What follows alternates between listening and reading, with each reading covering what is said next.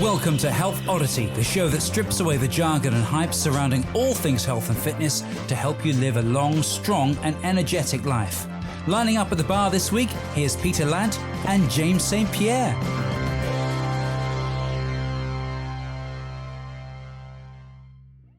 Hello and welcome to the Health Oddity podcast, episode 271. Now, if you are listening on the day of release, like I know many of you do, it is the 7th of November here.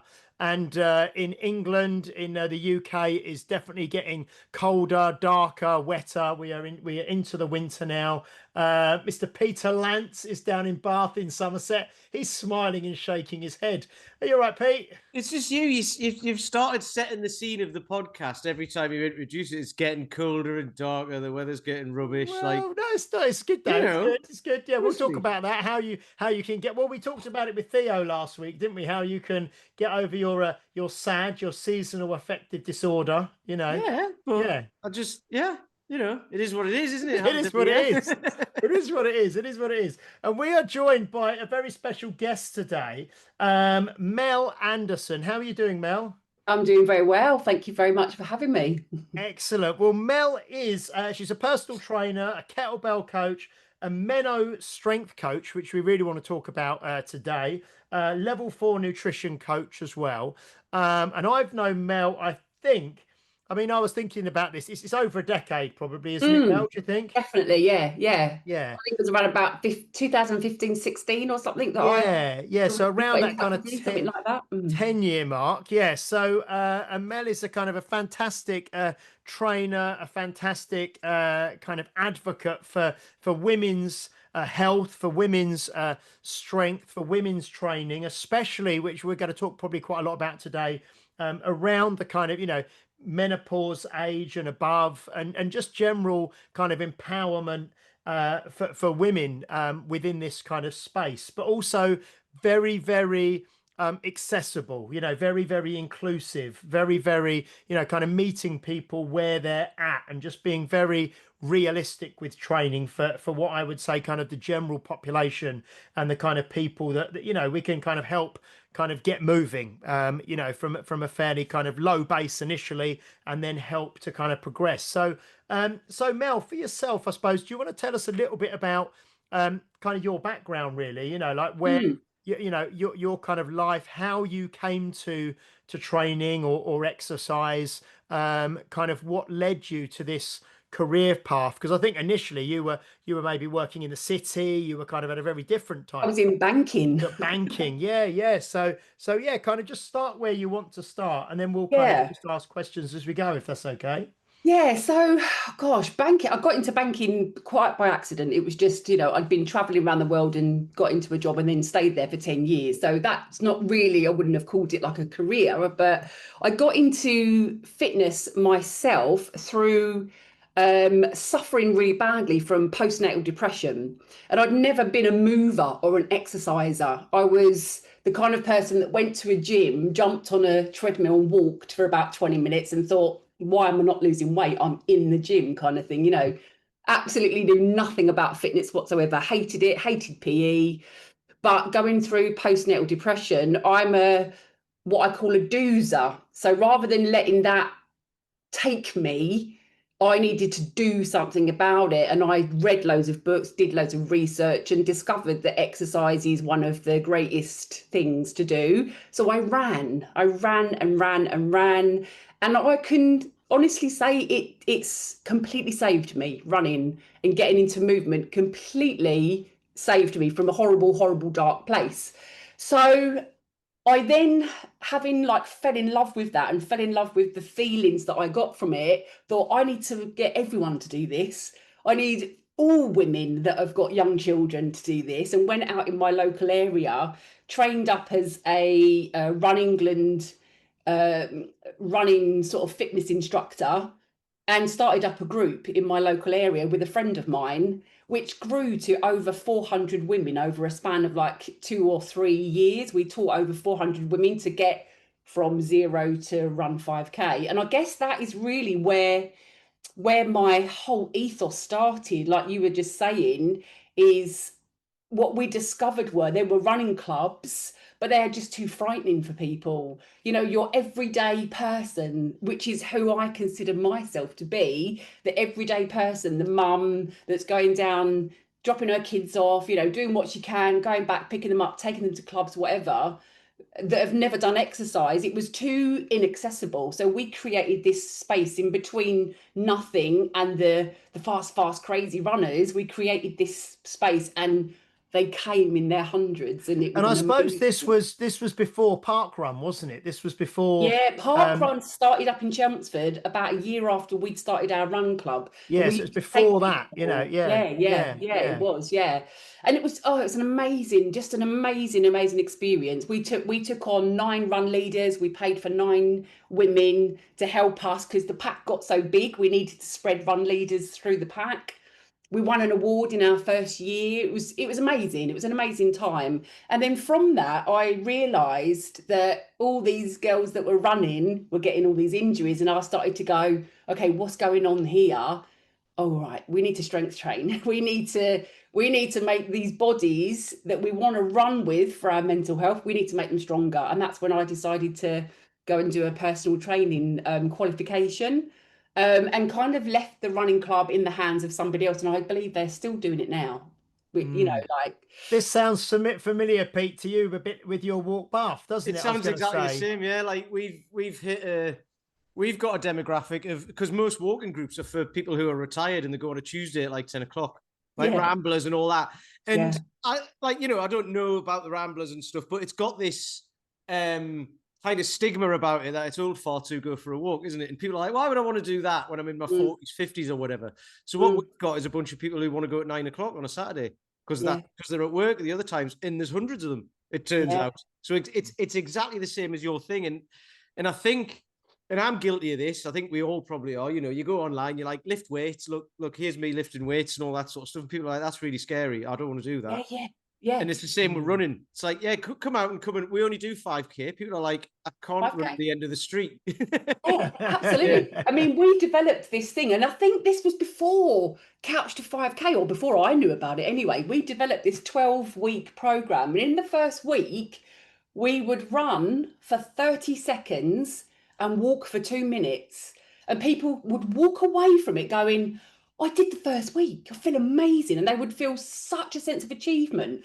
So we got to the point after about, I would say, after about sort of 2 or 3 cycles, we used to do a 12-week cycle.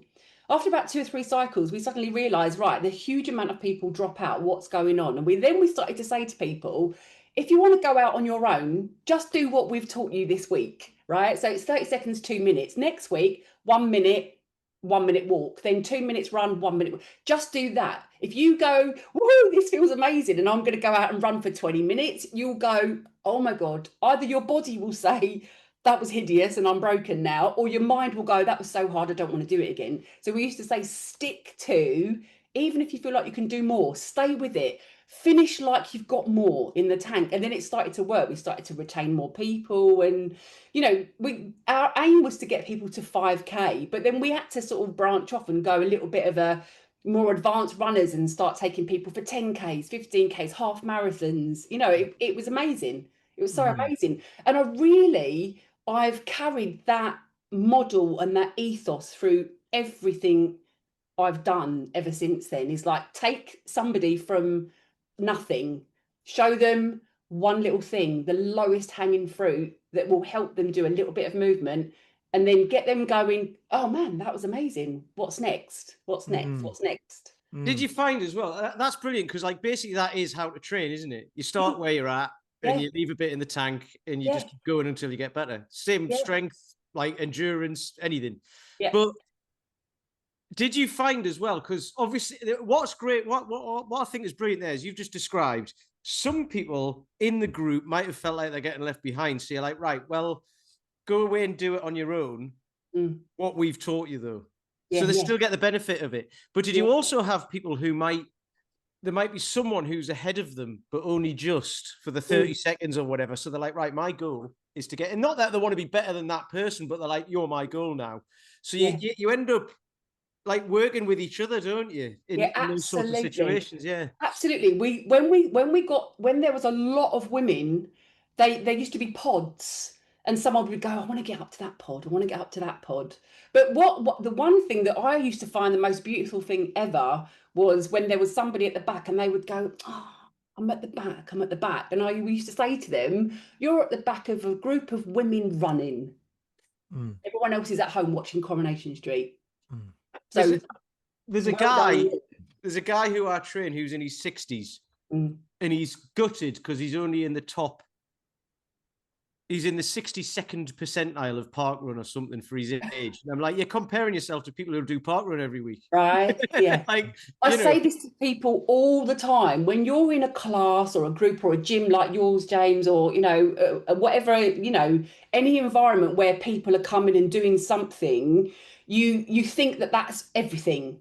You forget that. So like I have women, we ban the word only in my classes. You're not allowed to say only. I only pressed an 8 kilo today. And I'm like, honestly, like ask your friends your age what they think an 8 kilo bell feels like. Please go and ask them. We don't say only. No one says only. And especially, as you know, we'll talk about this loads as well, when women are in midlife, menopause, and these like roller coasters of hormones and this kind of thing, you can come one week and lift a 16 kilo bell, 20 kilo bell, and then the next week go, I can't even pick up the 8 kilo. Like I'm exhausted. And then next week you're back, woo, again. So whatever you've got, strong is what strong feels like today. That's our little our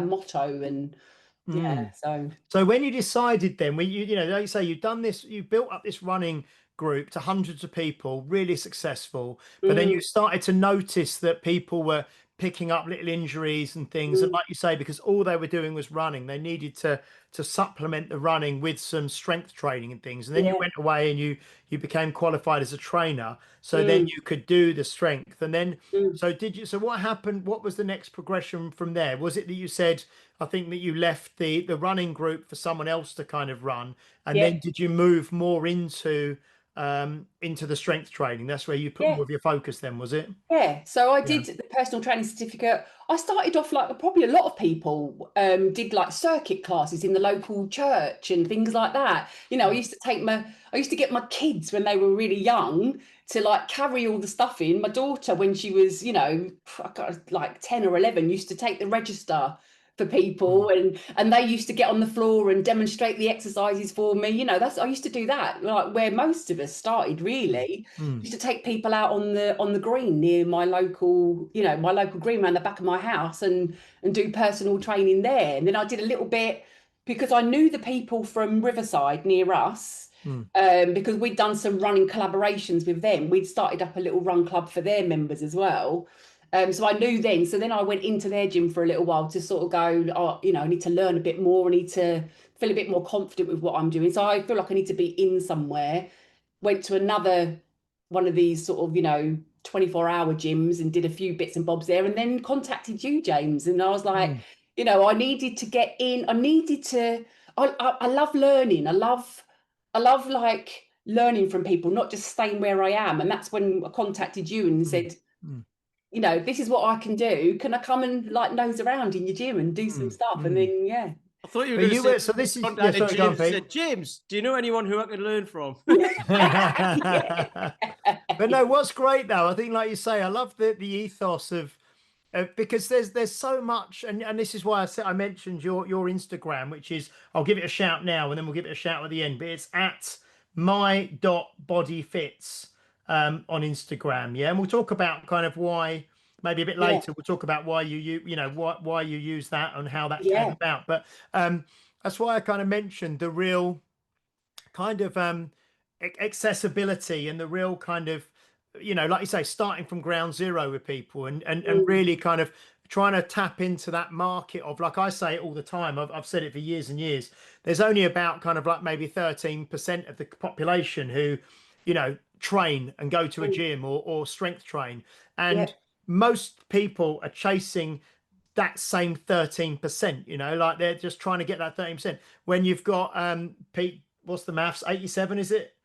87% of Yeah, people who are well not done. doing anything, you know. So yeah. really, you're trying to, from my point of view, you're looking at that 87%. You know, well, there's 100%. 87% of people who are doing nothing at the moment, and they 100%. are arguably the people that need the most help and that you can impact the most positively. So, And the scariest thing is they're being influenced by people that are lifting super heavy weights online, flashing off their you know, their like ripped bodies, saying things like, which I think I'm really torn with this. I think it's a great thing on one hand, but on the other hand, it's not. When people say this is, like women say, this is 60.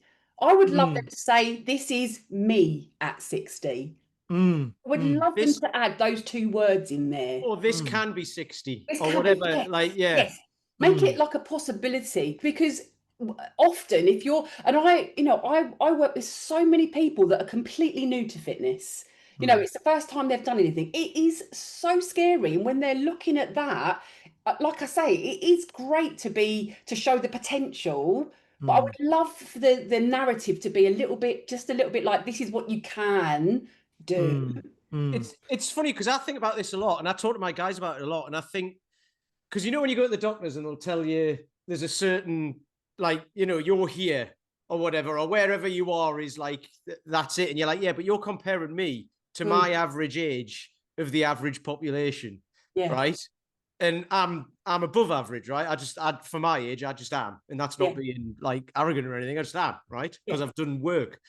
But what I want is for that average to change. So when you say this is 60 or this is 50 or whatever, it's closer to it. You know what I mean? Closer to it, yes. And but you don't get that by training the people who already know what they're doing. You get that by training exactly. To be quite honest with you, of all the people that I've trained, when there is somebody that's really strong and really fit, I find it, you know, not quite as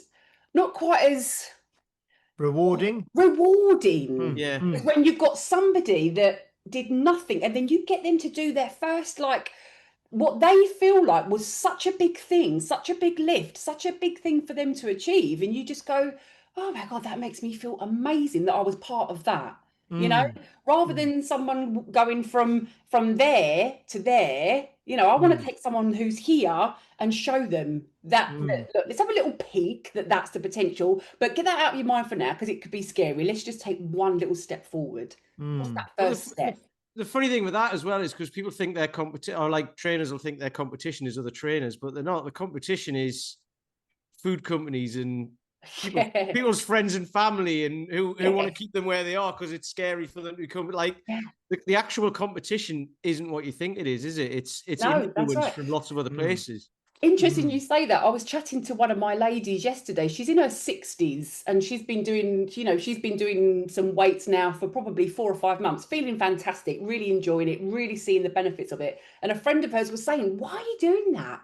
Why are you doing it with a tone of like, God, you know, what, you know. And she said her and her friends who both do weights are kind of gently trying to say, you know, it's really good it's really important. It's like, it's not for fun. It's like really important now. You know, they're trying to get her to change her mind. And actually, you saying about that 13%, I was just having that conversation. I said, you forget that there is such a small percentage of the population that are in this mindset. And it's, you know, so We talk about it a lot on here, that we are in like an echo chamber. Like every week we do this podcast and we're talking to people from all over the world about this kind of stuff, and we're all three of us on the podcast now work within this kind of sector, if you like. So you do kind of forget that the vast majority of the population don't do any exercise. They don't really walk very much. They don't probably ever really consciously think about what they eat or how they sleep or how many steps they do, or they just kind of coast through life, you know. So it's but that's why I think the grassroots stuff, like Pete's walking, like the run group that you started, like the way you train people now, that's so important to try and bring people in, because until people take, and again, there's a lot around personal responsibility and people can be a bit kind of smug about it and all the rest of it, but it really is people kind of almost like having that kind of an enlightenment moment and deciding actually I'm going to do something. I don't know what it is. I'm going to do something that's going to be better for my health. So I want to move. So in terms of the strength training, you were kind of working through that. Now I really want to talk about this, like I suppose specifically kind of what's made you kind of maybe move down the more the kind of menopause route and do the Meno strength. I mean, you can explain to us what the kind of the Meno strength coach is, and kind of moving. Yeah, what kind of, I mean, it sounds like probably the group that you were already training from the running and then going into strength was more kind of women of a certain kind of demographic, but kind of what made you specifically target that and decide that that was the way you wanted to go?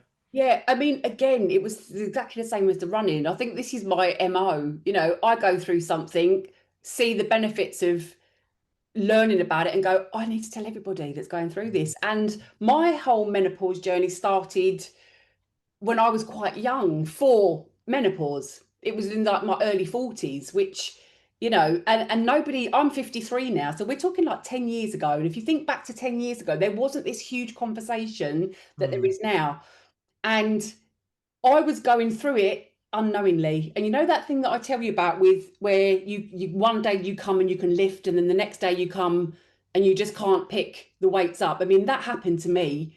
It felt like overnight and it was scary because exercise was for my mental health. It was like, it's my, you know, it's my go-to thing. If I can't move, if I can't challenge myself, I start to feel like I'm going to dip. You know, I have this fear because that, when I had that sort of thing before I started running, that was so scary and so frightening. And I felt like such a confident and strong person before that. And it broke me so much. So then I had this almost like, I've got to keep moving. I've just got to keep moving. And if I can't move, I get incredibly scared of that kind of thing happening again, right? So then this started happening and I was like, oh my God, this is just, I can't let this happen again. So just to clarify this, so this almost, when you started going to this kind of perimenopause stage, it was reminding you of when you had your like postnatal sort of depression, that kind of thing. It was bringing back some of those memories and bringing back those some symptoms. of those. Yeah, Yeah, okay. absolutely. Bringing back some of that, like the anxiety, the low mood. And then I didn't feel able to combat it with movement because I had no energy. I had nothing, you know? So it was interesting when I was going through it all, a girl, as somebody handed me a book and said, have a little read of this. And it was, I can't remember whose book it was now, but it was about hormones. And it was in there that for the first time ever, I saw the word perimenopause. And I actually thought, how rude. I'm in my early 40s. How dare she? I went round today and said, how bloody rude. This woman's just given me this, saying that, you know, potentially she's suggesting that I'm perimenopausal. And then I looked into it's akin to it. giving you the saga catalogue. Yeah, that's it. I really did feel like, oh my goodness, this is, you know, what, you know, how rude. Read it and started going, but do you know what? This is what's going on. And I went to the doctors. It took me a couple of years to go, but when I was 45, they said, yeah, you're, you know, it's quite early, but you're in it. That's what's happening to you, sort of thing.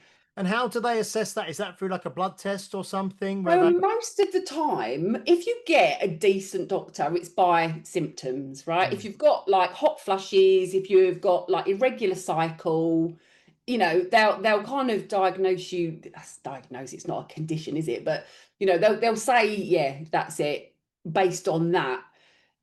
Way back then, doctors were insisting on a blood test, but the blood test, because the hormones are so erratic, they're not actually very reliable. So, but we are getting better. Doctors are getting better. So it should be on symptoms.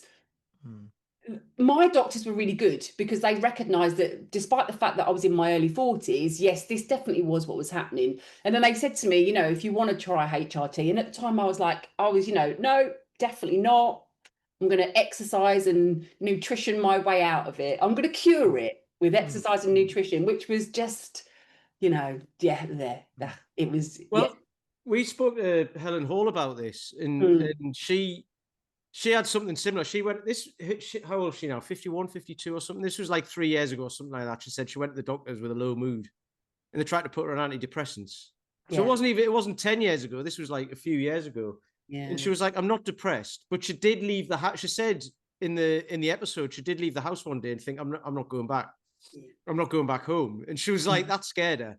It's So really scary, yeah. she did HRT, but then she came off it because she was like, well, I feel all right now, so I'll come off it and I'll manage it through diet and lifestyle. And she did. She said for a year or so, or 2 years, for quite a while. Then she started to dip again.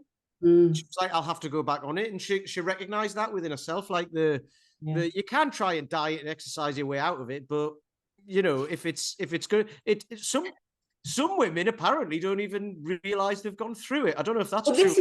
this is what I was going to say. Like everything in life, we're all different, right? Yeah. We're all different. And for anybody to say that you should or you shouldn't do anything is, you know, it's so irrelevant because we're so different, right? My sister is absolutely fine sailing through it, whereas me fell off a cliff, you know? So my GP gave me, you know, like what they do, they give you patches because it's, you know, when I fell off a cliff, I had to, by the way, I had to end up going, I need to go on HRT, I've got to give it a go. Cut a long story short, I had to end up going privately because when that wasn't the right combination for me, they didn't know where to go with it. So actually my GP was good in terms of like, oh yeah, this is this, come back and see us if you want to try it, try this. Oh, we're stumped now. And then they started saying to me, you know, probably depression again. Remember, and at the time, I had hit an all-time low again and couldn't advocate for myself. And they were saying, remember, you know, remember your history. Remember, you know, you've had a breakdown, you've had severe depression before. It's probably that. And I was so broken, I wasn't able to voice and say, it's not that. I know what that feels like. But I sort of came off the phone and then Jamie just said, go private, you know, we can manage, go private. And then, you know, I found out through going private that what I was on was actually making me worse because it was synthetic progesterone and I'm slightly progesterone intolerant. So it sounds like, because I mean, I don't know this at all, but when you went through obviously like the postnatal kind of depression, that's obviously your body's gone through like a massive like hormonal shift and a massive, you know, being pregnant and then having a baby and all that stuff, and then obviously going into the perimenopause, your body's going through this hormonal kind of shift again. So it's not like it's not like a kind of if there's not such a thing as a normal depression, but you know what I mean, it's kind of come at 2 points in your life where your body's gone through like massive changes, hasn't it? You know, absolutely, absolutely, okay. And progesterone being one of the main ones that caused it, because when I went to see this private doctor, she said you're slightly progesterone intolerant, which is why you would have had such bad postnatal depression, because of the flood of progesterone in your body. Your body can't take those chemicals, and then you know you can have like estrogen dominance or progesterone dominance when you're going through perimenopause. So clearly I must have been in a state of quite high progesterone, then whacking on some synthetic progesterone on a blooming patch on my backside, and it was sending me off the rails again. So this is brilliant because I didn't know this. So we've obviously spoken to a few people about menopause on this, but nobody's mentioned this, and I think that's great. And what you said about, I know what, when the doctor said you've been through this before, you said no, I know what that feels like, and this isn't it. Yes. And this is weird, but it's made me think of that Black Mirror. Is it the Black Museum, the Black Mirror episode, where there's like 3 different stories in it, but at the start, it's a doctor who can plug himself into someone. So when they come in, he knows what they feel. So he knows what it is. Because patients try and describe a symptom, right? And it's like, you know, you're not a doctor, so how the hell do you know? But it's great to listen to something like this and research it a bit so you get better at describing your symptoms to a doctor of like, this is how it feels. Not this is what I think I've got. That's a horrible, that's a rabbit hole. And that puts them on the back foot as well. That puts them on a bit of a defensive one. And you coming in here and telling me I'm a GP, I've studied for so many, you know, it's like you shouldn't really go in and say, I think I've got this, you know, you should go you know. But if you could better describe how you feel, they'll get a better idea of what it is, you know. But then also, I mean, menopause is probably a bad example because like you'll have female doctors who've gone through it, but you'll have female doctors who haven't gone through it yet, and you'll be describing your symptoms.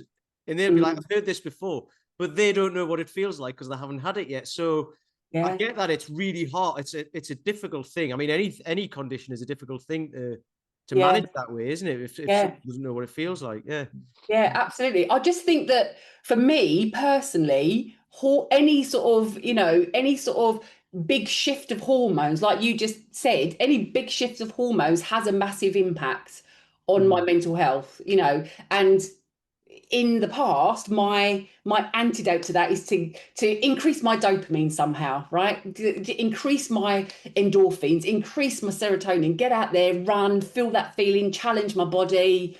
And then when you get to the point where you're too anxious to walk out the door, you're physically exhausted. I mean, like exhaustion like you've never known before. Like when you first got your baby and you just don't sleep, it's like that, but without the baby. It's insane, not being able to sleep, waking up, and and then you've got this whole pressure of you've got to eat well, you've got to do this, but all you want to do is eat just like carbs and sugar because you're so blooming exhausted, and then you eat that and go, oh my god, what am I doing to myself? And it's just this whole just cauldron of I think you're describing not only the menopause there, but a lot of people's lives in general. Like who work, who are like, got 3 jobs and kids everywhere and all this sort of stuff. There's a lot of people in the work, like of your 87% who haven't got a gym membership because they haven't got the time to do it. Yeah. You're describing a lot of people who just crave the carbs and the sugar and all the crap to just keep them going. Yeah. Yeah, that's it. Yeah, it's a cycle, isn't it? Yeah. So you obviously, like you say, you started to go through this in your kind of early to mid 40s, and then kind of like you say, you sort of thought, well, I'm going through this, and I want to then help other people go through, help them manage them through this process and that time in their life as well. Yeah.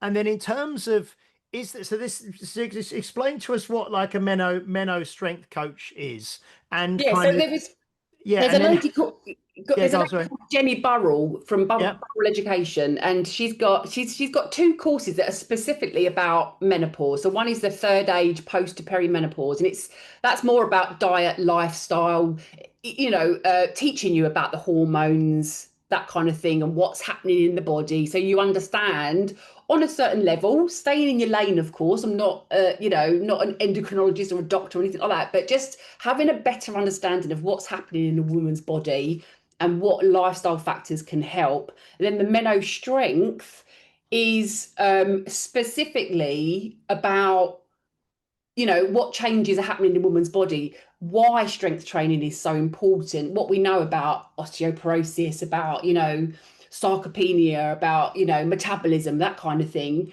So it's just teaching a bit more about that.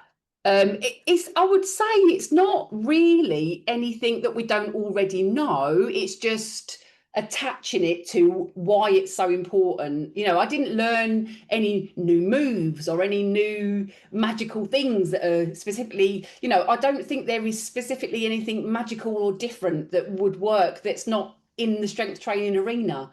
But obviously things like the hormones and things, switching maybe from like really high intensity HIIT stuff that will raise the cortisol too much. Maybe we need to start mixing in a bit more restorative movement, and be more structured with your strength training and that kind of thing.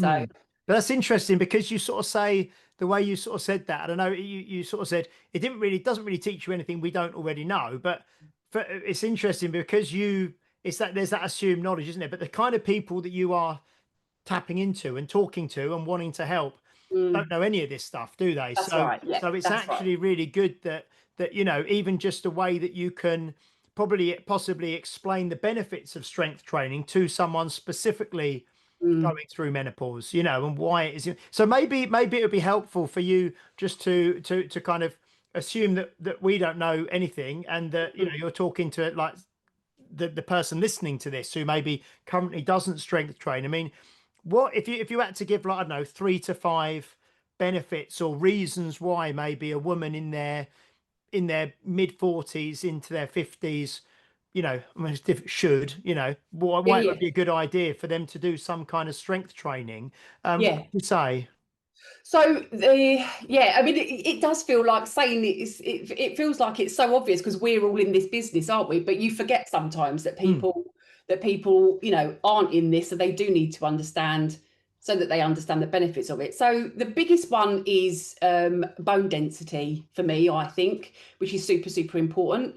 So strength training really lowers the risk of losing your bone density. And even if you haven't strength trained your whole life, you can start. It doesn't matter. You can start and you can really improve that. So low bone density can lead to things like osteoporosis and things like that. And even that is a very technical thing to somebody that's not in the industry. So what that actually means in real life terms is, you know, like we start to say when someone's a little bit older, we, instead of saying someone fell over, we call it a fall, don't we? Right.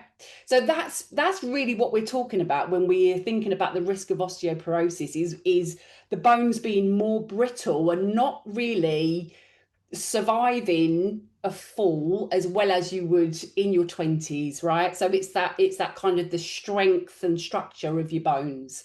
So mm, that's what's really important. So if you think about, you know, your old auntie or your granny, they fell over and they break their wrist, but it was just a little sort of trip, but it's a really quite severe injury from that. That's what we're trying to reduce the risk of. So mm, mm, for me, that's a huge one. mm, If women feel unhappy and uncomfortable with the changes in their body, increasing muscle mass can help them with, you know, with fat loss. So mm, that's the second one, I think, is what is most important to a lot of women. For me, it's you know, if we look at the mental health side of things with menopause, for me, one of the biggest reasons is the amount of confidence that you can feel when you do something that you never imagined that you could do. And lifting weights for women, honestly, I can't tell you, you see it all the time. I know you see it all the time. But when you walk into either a PT session or a class or whatever, and you get that first lift that you thought you would never get, that it's so powerful. It's so powerful and it's amazing. And that, I think that's one of the people probably don't talk about that in the science and everything, but for me, that's one of the biggest things is, you mm. know, Yeah, that's huge, isn't it? And I huge, think what's so huge. important is like we talk about women. I mean, I'm going back to when I was a kid, and so I would have been like my mum probably would have been in her maybe 40s or you know late 30s, 40s, and women used to, and I know it's still the most popular leisure activity in the country because we've talked about this a few times. Women used to go, and I'm generalizing. Women used to swimming. You know what I mean? Swimming was a big thing that people used to do, and they used to do like aquarobics and Yeah, swimming. Yeah, yeah, and and it's great. It's a good thing to do for your heart and you know for your respiratory system and things like mm. that. But because swimming is not, it's not even non-weight bearing. It's literally like you've got zero. You're not even, you know, That's why we do it, because it's not, yeah, yeah, yeah, that's because it, you've got yeah, zero there, so it's so yeah, important. But that what you know, I think you remember like you know in the 80s and stuff, it used to just be mm, like you used to go to aquarobics and stuff. yeah, But I think and that was before women largely used to do strength training outside of you know real niche kind of groups, you know. mm, So I think that this, you know, strength training is I mean like you say for us it's common everywhere, we see it everywhere we look, but it is mm. so important now for, and I think times are again, are we in an echo chamber or not, but it seems like the tide is turning and It times does are feel like changing it. and Yeah. people are more open to it. Do you find that yourself? Yeah, I really feel like, and again, I don't know if it's because we are just looking and we're seeing it more, or, Mm, you know, do we need to like pop our heads up above it sometimes? I don't know, but it does feel like there's mm, a shift, you know. Um, yeah. Just another one that I think is a super important one to point out is our like brain health. You mm, know, strength training is really good for, you know, women are more likely to have like, you know, lose function with their brain as they age, and strength training, you know, I keep trying, you might know, you two actually, I saw once a study and I cannot remember where I saw it, that grip strength has a direct correlation with reducing the risk of Alzheimer's. Okay, And I know yeah, about it in terms of, longevity and lifespan, but I've not heard about it yeah. specifically to do with Alzheimer's. But Yeah, no, I don't like to say it out loud too much because when you just go, did I actually read that? But I'm sure I did. But yeah, so that's yeah. another reason to, Well, yeah, I mean, they've really linked obviously strength training to cognitive decline and Alzheimer's and stuff now as a yeah, as a modality of training, because it's there, yeah, like you say, a lot of the time you get articles in the mainstream newspapers saying about how important strength training is, and it is for women and things as well, which is great. I've, And it's there. I want to touch as well now on, and I'm trying directing you a little bit. I'm sorry, yeah. but No, you're like fine. Please in do. terms Yeah. of nutrition as well, like Mm. do I know that as all of us, male and female, get older, actually increasing the amount of protein that we eat is actually kind of more important, because we become less able to kind of process the protein and use it. So actually we need to actually keep eating more protein as we get older. But is there anything specific that you kind of know from a menopause kind of perspective, and for women, I mean, what general recommendations are there for, say, a woman in their 40s, 50s plus, in Yeah. terms of nutrition and things? So if you were, I mean, yeah, if we're talking general, the general kind of advice is to try to like hit 30 to 40 grams with each meal, which feels like a lot when you're not, when you're not hitting those. It does depend on a person's size, what a person's goals are, etc., etc. So you would want to be a little bit more specific. Hmm. For the majority of people who aren't hitting anywhere near those goals, just trying to think about hitting 20 to 30 as a starting point in each meal is a really great place to start. And again, it's this whole thing of trying not to tell people what the golden goose is Hmm. of each thing, because that can look scary. If Hmm. somebody that's having, let's say they're having like, I'm just going to make this up now, special K for breakfast, a cheese sandwich and spaghetti bolognese or something, I don't know, Hmm. are they going to have that anywhere near that in their diet? Probably not. And they'll go, "Oh, how am I going to do that?" So just saying, try and find an extra 10 grams in each meal if you can, to start with. Once you've got that nailed down, let's try and increase that a little bit more. But as a general rule, 20 to 30 grams Per meal. per Yeah. meal is do you get people to fight? Because what I tend to do if someone asks me about this is just say, right, well, where are you at now? And they don't 100%. know. They've got That's no why I idea. And I'm hesitate like, to right. say, yeah, that's what, steps, water, exercise, protein, fiber, all of it. If you say to somebody that's nowhere near it, try and get this, they'll go, "Phew, it just feels like too much." So always saying to somebody, okay, so let me see what you're doing now. And then with that, go, okay, let's turn the taps up on this one. Which one feels the easiest to sort out? Let's do that one first. And Yeah, before so you if know someone's I suppose doing, say, 3,000 steps a day, it, and then you say, oh, you've got to do over 10, but then if yeah, you say, if we can just try and get you to 5,000, you know what I mean, it's probably add 2,000 to what you're doing at the moment. yeah, It kind of, like you say, because those jumps are just so big, aren't they, yeah. for if someone's starting from nowhere. And How psychologically as well, sorry, Pete, No, that's right. psychologically, if you give somebody a small target and they achieve that, that actually psychologically and brain chemistry has a massive impact on them wanting to continue to do it. Is huge. I think that when we takes you had back. Dr. Paul Bedford on, Pete, sorry, Dr. Paul Bedford, the retention guru, and he talks a lot about self-efficacy and actually believing that you can do something. So he Yeah, talks about people actually adopting an exercise habit for life, and yeah, specifically in terms of retention for gyms and health clubs and things. You have to encourage people to actually believe that, I can do this, and they yeah, have that, like you say, that feeling of success. And yeah. then that you can only really build on that feeling of success. Sorry, Pete, I jumped in. Do you want to So No, I was going to say that takes us back to the running and having the person in front and not being the person at the back. And them little goals, if you can say, well, I can do that in the running, but I can do that in my diet, I can do that in life, basically. I was going to ask the question about, because obviously during menopause as well, people tend to put weight on, don't they? And they can't figure out why. They don't do anything differently, whether they're training or not. It doesn't matter. They just end up, putting a few pounds or stone on even. How do you broach the subject of, so we've spoke about bone density, muscle mass, bones and muscle weigh things, weigh stuff, weigh kilograms, right?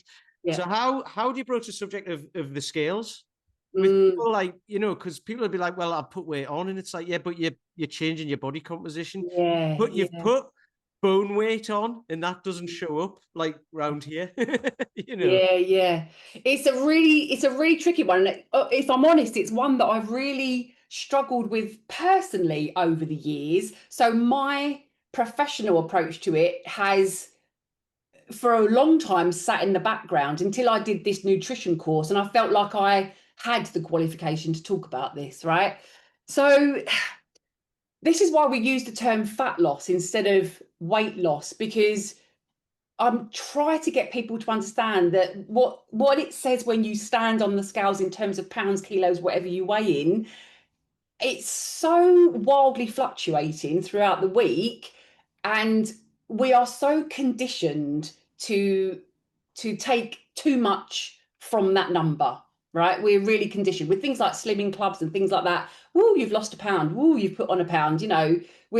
So many women that I work with are conditioned to be affected by that number. So there's a lot of deep work trying to unpack and unravel all of that. So we talk about fat percentage and muscle percentage and things like that over and above actual pounds and stuff like that. And I've got scales, and let's be really honest, these scales aren't really accurate. They can't read body fat and muscles like a sort of a body scan and things like that. However, what they do is they give us a where you at now, and is that moving? So I would focus more on that with people, and get them to think more about, is your muscle mass increasing? Is your fat percentage moving down? Never mind, let's not focus too much on that number. Because I think as well, especially probably for women and for men, but clothes as well is such a big thing as well, isn't it? Because you can, if you're generally speaking, if your waist is getting a bit smaller, even if you're putting muscle on maybe your thighs and you're building your strength, but for most people, they've got kind of, when clothes fit a bit nicer on you, don't you? What I mean? And they kind of feel a bit looser in the better areas and a bit tighter. Yeah, go on, Pete. You're laughing. What are you going to say? There's a lady who I know I think she's in her mid-50s now, and she stopped going to the gym because she was getting too big. She was there's a gym, Cali Unity or something it's called around here, and they do calisthenics training and stuff like that. But she's like, she must be some sort of hyper responder. Like, as soon as she starts doing anything, she said her back just got massive and none of her clothes fit anymore. So she stopped. And I was like, do you know how many people would be really jealous of that? Yeah, that's it. This is it. So also having the discussion with women as well, that often at the beginning of these changes in your body, it's not always putting on weight, it's a redistribution of where your fat is stored, because in menopause the fat stores tend to go more around here because it's a protective, it's protecting these organs that are inside here. But also, and again, we probably all know this on here, but saying it to people that don't know, when estrogen is like lowering, it's such a protective hormone. It's got so many functions in the body. So anywhere, that your body can hold on to it, it's going to hold on to it. And actually, one place it is stored is in our fat cells. So, around here might be just the last little dregs of estrogen in your body, and your body wants to hold on to it. Your body wants to hold on to it. So it's like, often I don't want to say to people, and I don't want to, diminish their feelings about their body. But I do try to encourage people to, let's put fat loss, if you want it as a goal, a little bit lower down on the priority list. Let's think about your brain health, your heart health, your bones, your confidence, improving your mental health, improving your well-being. Yes, we can have that as a goal, and that's absolutely fine. But having these other things and continuously talking about them and the importance of them over and above, people will then do the things they need to do, and that might just be a side sort of positive consequence of it. You need a pyramid like what James has got. Yeah, what's that? What's No, that? don't worry. We're talking about it the other way. No. It goes with that though. James's pyramid was like, people who want to get healthy and all that, just join a gym and do HIIT training or whatever. But it's like, no.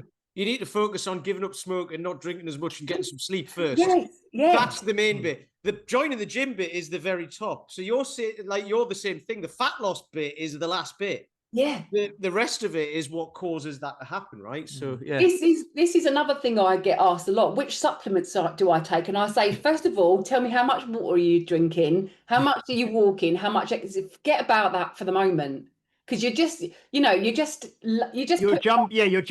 tip of the pyramid, on top aren't of you? your bread. It's not, let's sort the bread out first. Do you know what I mean? Let's do the basics first, Yeah, it's so true. And like you say, I think if you do, you're addressing that. We spoke about this before as well. Like, there's nothing wrong with having a goal. Yeah. The goal is kind of, you sort of set the goal and then it's there. And then you've got to kind of do the processes every day that's going to move you to the goal. But the goal is kind of going to happen if you do all the processes, isn't it? So like you say, it's the sleep, it's the nutrition, it's the steps, it's the stress management, it's the eventually strength training, it's all of that stuff, and then that goal that's there.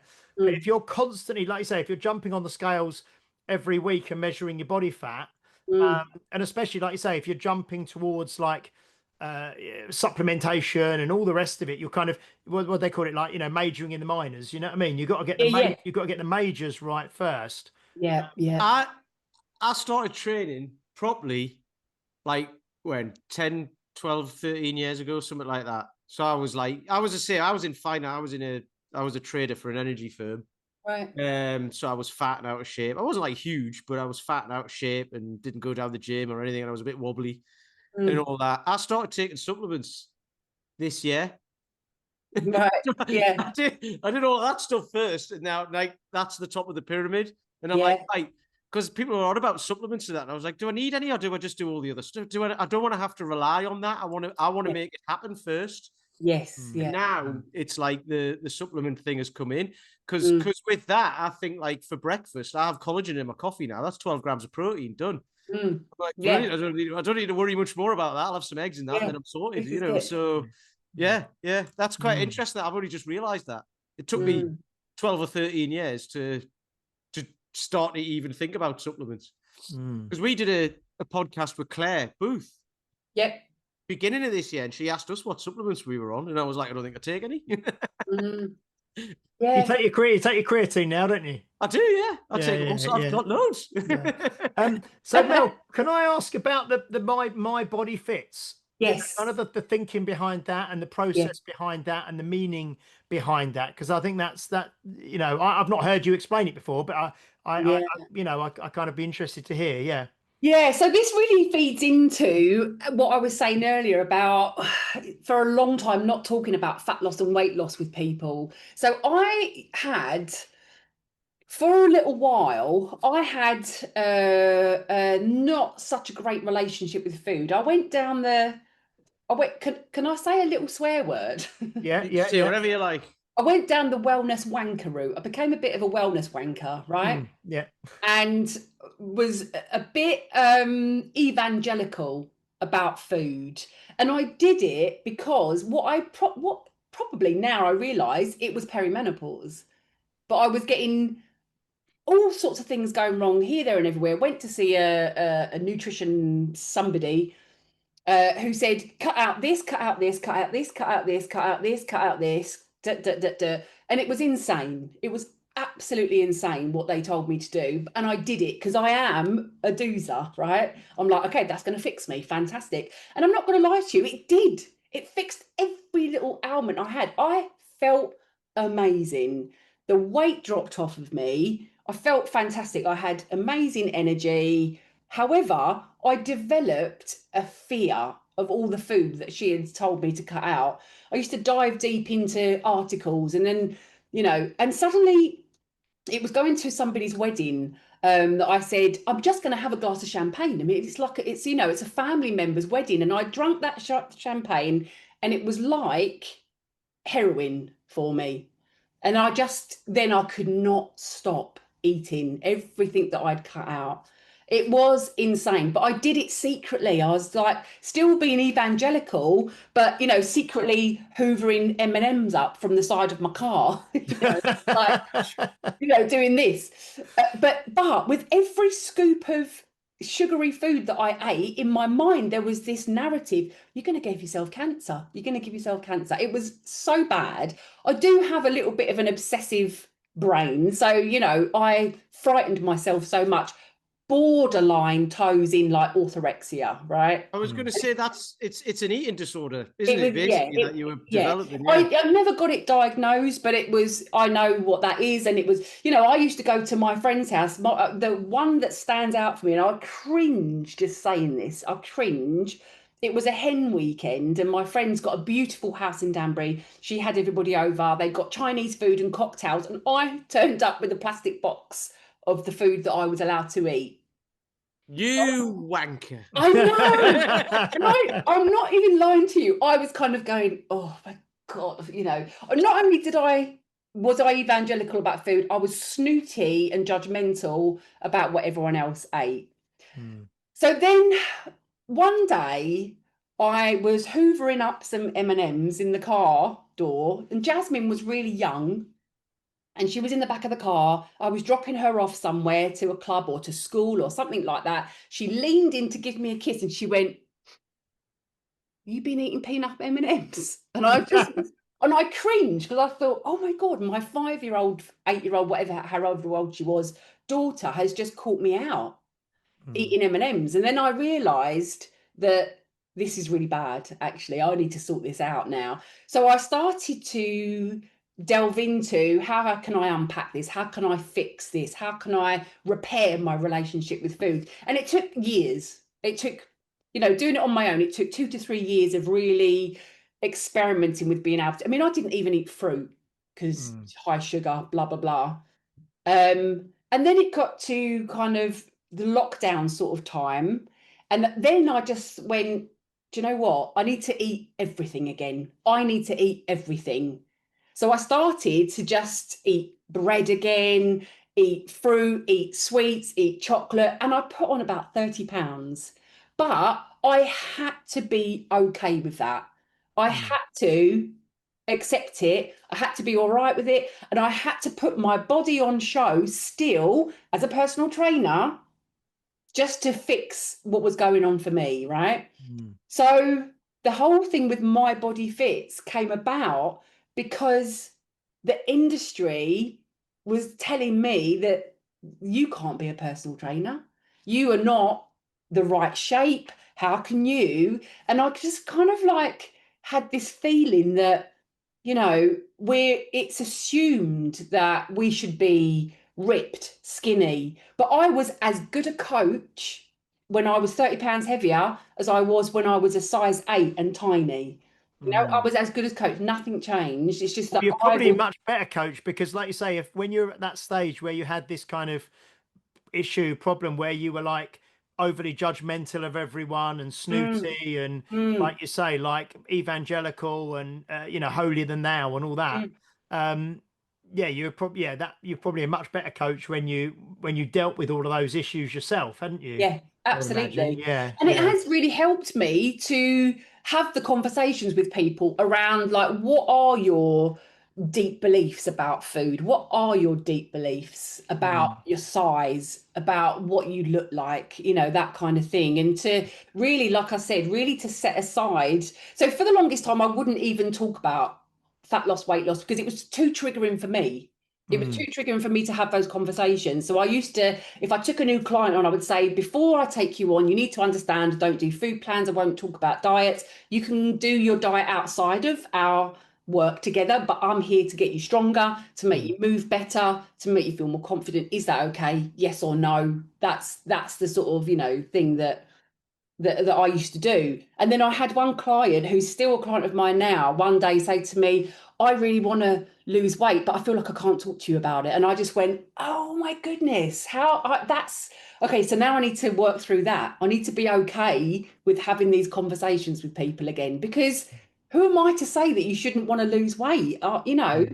So then I did that work as well. I'm constantly working on myself. It's bonkers though, isn't it? Because being a coach, this is what you learn, isn't it? Because you're like, you go, Dan John talks about it all the time. He's like, you're here, then you go to here, and this is the thing. And then that's it. And then, oh no, but now this is the thing. And then and then you realize it's all the thing. And like you say, everyone's different. Yeah.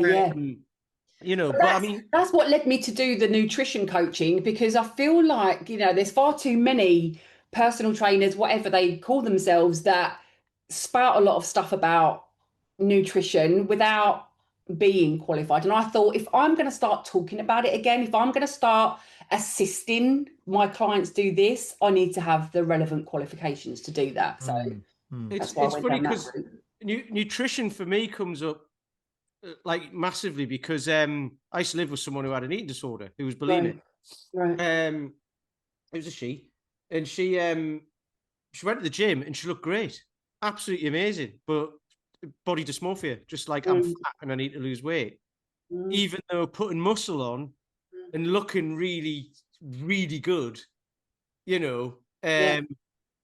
borderline too muscly, if I'm honest, but but not for that's just me saying that because, like, I don't know, somebody, a female with more muscle might look too muscly. I'm not saying that's a thing or not, but that's an opinion, isn't it? That's how a lot of people might look at it. Yeah.